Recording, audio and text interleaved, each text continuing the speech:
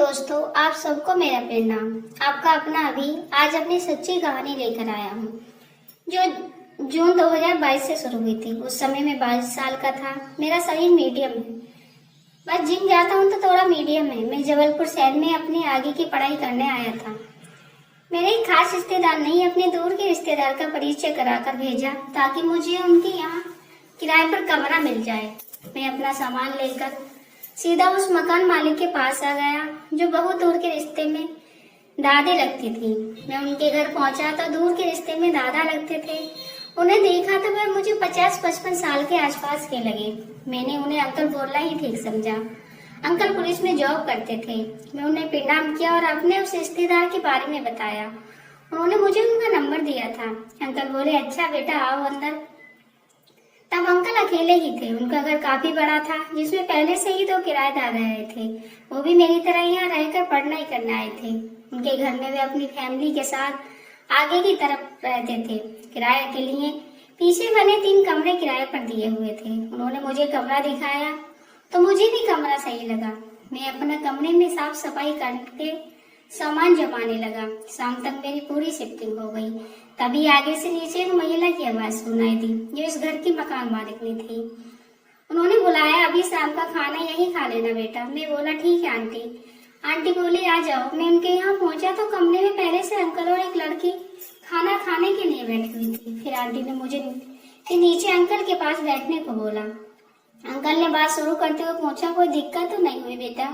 मैं बोला, नहीं अंकल। अंकल बोले, ठीक है, आराम से रहो। तुम्हारे पापा का भी कॉल आया था कि बेटा का ध्यान रखना। तभी आंटी बोली, और क्या कर रही हो बेटा यहाँ जबलपुर में? मैं बोला, आंटी एमटेक करने आया हूँ। आंटी बोली, बढ़िया है। उन्होंने मेरे कॉलेज का नाम पूछा तो बता दिया। आंटी बोली, उस कॉलेज में मेरी एक फ्रेंड प्रोफेसर है। फिर उन्होंने बताया मैं खुद एक प्राइवेट स्कूल में टीचर है। मैं चुपचाप सुनता रहा। फिर आंटी बोली, उसके पास तो निक्की का कॉलेज है। निक्की भी तो बीटेक कर रही है। मैंने पूछा, निक्की कौन? अंकल बोले, मेरी 2 बेटियां हैं। एक तो निक्की यही है और दूसरी प्रिया जो दिल्ली में रहकर यूपीएसएससी की तैयारी कर रही है। निक्की का भी फर्स्ट ईयर चल रहा है। तब पहली बार उनकी बेटी की तरफ देखा जो बिल्कुल मासूम बनी बैठी थी।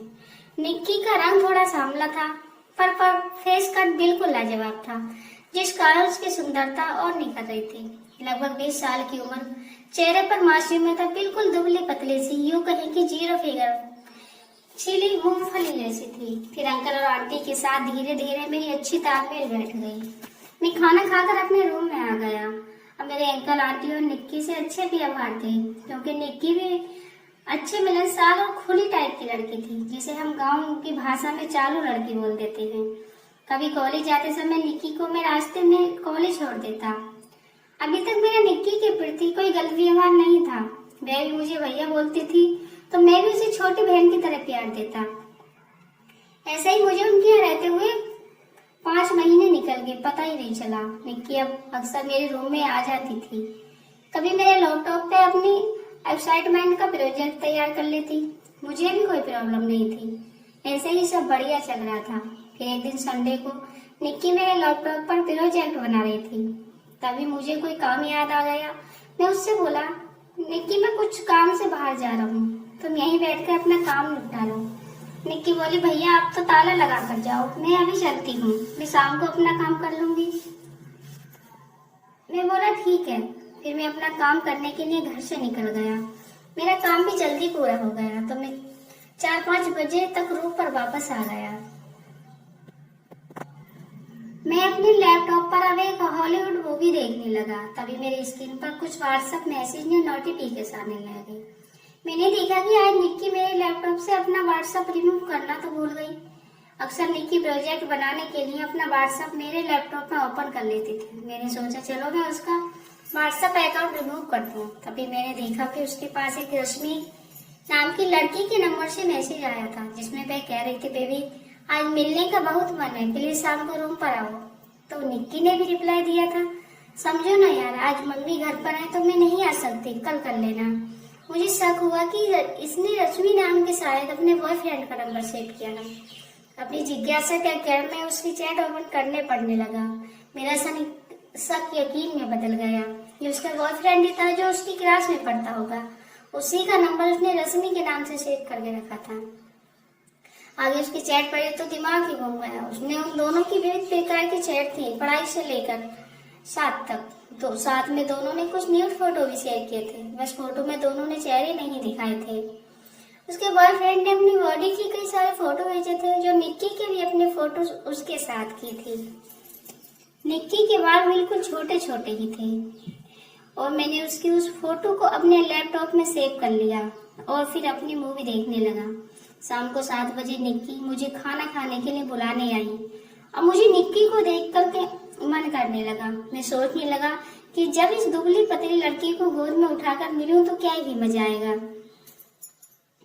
फिर मैं उसके पीछे पीछे खाना खाने के लिए चल दिया। मुझे उसकी पतली कमर देखकर भी लग रहा था कि ये कभी ऐसी भी होगी। फिर मैं वापस खाना खाकर आकर लेट गया। तभी रात को 10 बजे किसी ने मेरा गेट कब बजाया। बाहर से आवाज आई, भैया गेट खोलो। मैंने गेट ओपन किया तो पता सामने निक्की खड़ी थी। मैं बोली, भैया आपका लैपटॉप फ्री है क्या? मैं बोला हाँ। मैं बोली, प्लीज प्रोजेक्शन बना लेने दो, कल कॉलेज में सबमिट करनी है। मैं बोला ठीक है। मैं रूम में आकर मेरी टेबल पर बैठकर लैपटॉप पर काम करने लगी। मैं अब उसे पहली बार बहुत ध्यान से देखने लगा। उसकी पीठ मेरी तरफ थी, उसके कान में पहनी सोने की वाली अच्छी मोटी चोटी प्यारी सी गर्दन में घूर रहा था। तभी मैंने पूछा, निक्की कितना टाइम और लगेगा? मैं बोली, भैया 1 घंटा लगेगा, आप हेल्प कर दो तो जल्दी बन जाएगा। मैं बोला ठीक है। तो मैंने जल्दी ही 15-20 मिनट में उसकी प्रेजेंटेशन बना दी। मैं बोली थैंक यू भैया। फिर मैं बोली, मैं 1 मिनट पेन ड्राइवर लेकर आती हूँ, आप उसमें ये प्रेजेंटेशन अपलोड कर देना। मैं बोला अपने व्हाट्सएप पर ले लो ना। मैं बोली ओके या ठीक है। तो मैंने उसके व्हाट्सएप पर उसके ही नंबर पर फाइल अपलोड कर दी। रात के 10:30 बजे रश्मि नाम से मैसेज दिखे, रश्मि बेबी कल कॉलेज में जल्दी आ जाएंगे, मुझे कुछ करने का मन है प्लीज। इस बार 25 दिन निकल गए बिना मिले हम दोनों के। अब ये मैसेज और निक्की दोनों पढ़ रहे थे। निक्की का चेहरा शर्म से लाल हो गया। मैं बोला तुम लेस्बियन हो क्या? मैं बोली मतलब? मैं बोला तुम्हारी दोस्ती तुमको ये करने की बोल रही है ना? मैं बोली प्लीज भैया आप किसी को मत बताना। मैं बोला ठीक है निक्की। मैं बोली भैया ये मेरा बॉयफ्रेंड है। मैं बोला इट्स ओके चिल यार। तब तक उसकी फाइल भी व्हाट्सएप पर अपलोड हो चुकी। मैं जाने लगी। मैं बोला नींद आ रही है क्या तुमको? मैं मुस्कुरा कर बोली नहीं भैया। मैं बोला आओ कुछ देर बैठकर बातें कर लेते हैं। मैं बोली ठीक है। मैं मेरे सामने कुर्सी पर बैठ गई। मैंने पूछा अपनी लव स्टोरी बताओगी? मैं बोली ठीक है भैया। फिर मैंने कहा लाइट ऑफ कर दो और यहीं बेड पर आ जाओ मेरे पास। उसने लाइट ऑफ कर दी और मेरे बेड पर आ गई।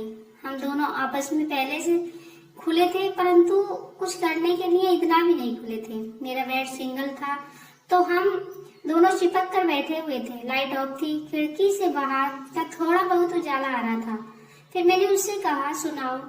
उसने अपनी लव स्टोरी शुरू की। मैं भी उसके साथ ये सब करने के लिए बहुत जल्दी में था, पर मैं चाहता था कि ये अपनी मर्जी से करे, इसलिए इससे पहले साथ घुल मिल जाए हैं। उसने बताया कि वह और उसका बॉयफ्रेंड नेहा दोनों स्कूल में एक दूसरे से प्यार करते हैं। उसने अपनी स्टोरी बतानी जारी रखी। फिर लास्ट में मैंने उससे पूछा तुम दोनों बात कर चुके हो? वह बोली हाँ। मैंने पूछा कब? वह बोली 1 साल हो गया। फिर मैंने पूछा अब तक कितनी बार किया? उसने बताया सिर्फ 8 बार। फिर उसने मुझे मेरी लाइफ के बारे में पूछा। आपकी गर्लफ्रेंड आपसे बातें करती हो? मैंने कहा यार मेरी कोई गर्लफ्रेंड ही नहीं है। इस बात पर वह जोर से हंसने लगी और बोली अच्छा मजाक था, मेरे बारे में सब जान लिया, खुद ही बारी आई तो महात्मा बन गई। मैं बोला सच यार मैं सिंगल हूँ। वह बोले ठीक है। फिर मैंने कहा एक बात पूछूं, तुम बुरा तो नहीं मानोगी? मैं बोली हाँ पूछो। मैं बोला जो तुम अपनी बॉडी की फोटो निहाल को भेजी थी, क्या ये सच में तुम हो? मैं बोली आपने कब देख लिया उसकी चैट? मैं बोला आज दोपहर में अपना व्हाट्सएप अकाउंट मेरे लैपटॉप में ओपन छोड़ गई थी। वह बोली ओ तेरे की। फिर वह क्या? हाँ मेरी है। क्यों? मैं बोला कुछ नहीं बस ऐसे ही। वह बोली कुछ तो। अब उसका चेहरा मेरी तरफ था और उसकी सांसें मुझे महसूस हो रही थी। मैं बोला, कुछ नहीं यार, तुम्हारी बॉडी अच्छी है। मैं बोली, हम बोला, अगर तुम्हारी इजाजत हो तो क्या सामने से देख सकता हूँ? मैं बोली, ठीक है, पर लाइट चालू मत करना। मैं बोला, ठीक है। फिर वह बोली, भैया एक बात बोलूं? मैं बोला, हाँ। वह बोली, आपने सच में कभी नहीं किया? मैं बोला, हाँ, तेरी कसम, मैं रियली सिंगल हूँ। मैं बोली, रुको एक मिनट, मैं माँ को देख कर आती हूँ कि वह सो गई कि नहीं। मैं बोला, ठीक है। फिर वह उठकर चली गई। मैंने अपना बिस्तर जमीन पर बिछा लिया ताकि बगल में रहने वाले लड़कों को किसी तरह की आवाज न आए। करीब 5 मिनट में वापस आ गई। उसने इस समय निकर और हाफ स्लीव की टी शर्ट पहनी थी। उसके हाथ में कुछ पैकेट था। मैं बोला, मुझसे ज्यादा तो तुम मूड में हो। मैं बोली, भैया देखते जाओ, आज मैं आपको जिंदगी भर याद रहने वाली हूँ। मैं बोला, अच्छा। वह बोली, पहले लाइट ऑफ करो। मैंने कहा, नहीं यार, लाइट ऑफ मत करो, अगर तुम्हारी मम्मी देखेंगी तो शक होगा। उनको इसलिए लाइट चालू रहने देते हैं ताकि उनको आने की आवाज आए तो तुम अपना काम करने लगना और मैं सोने की एक्टिंग कर लूंगा। वह बोली, ठीक है।